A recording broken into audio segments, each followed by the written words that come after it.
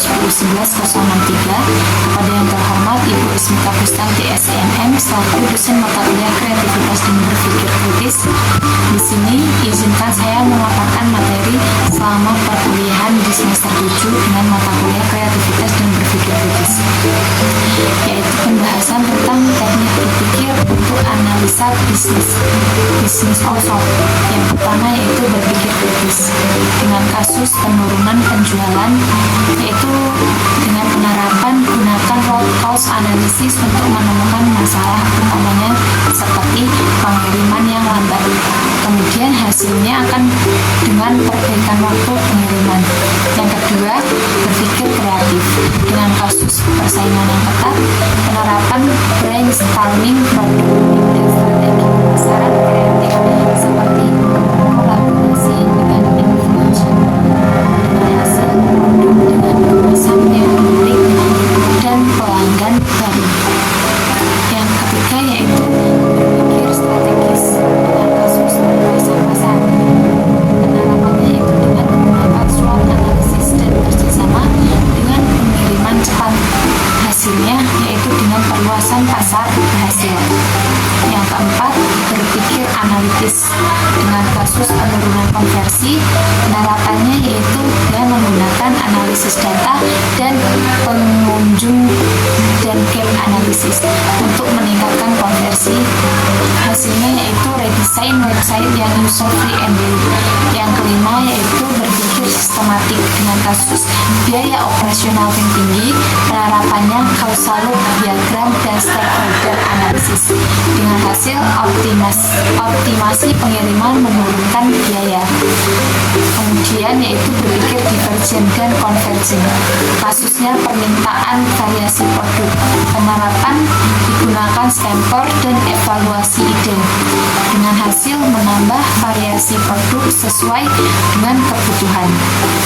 Kemudian metode berpikir kritis untuk strategi bisnis yang efektif.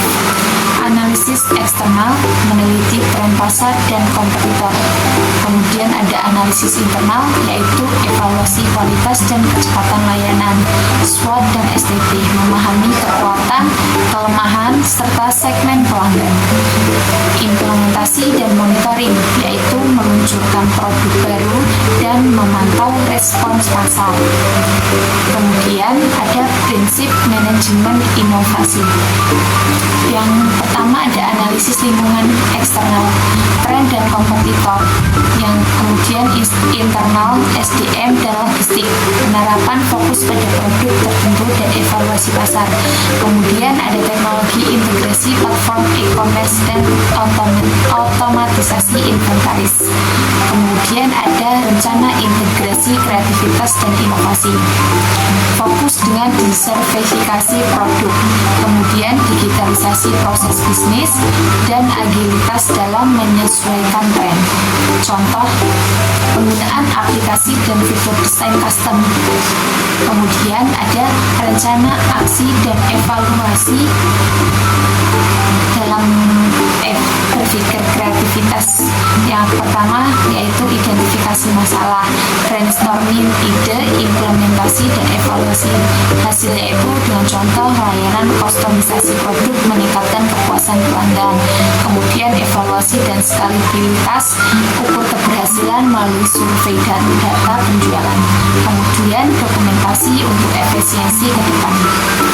Nah, kesimpulan dari pemaparan tersebut yaitu gabungan berpikir kritis, kreativitas, dan inovasi. Yang pertama yaitu dapat meningkatkan daya saing OSOP. Yang kedua, memahami kebutuhan pelanggan dan tren pasar.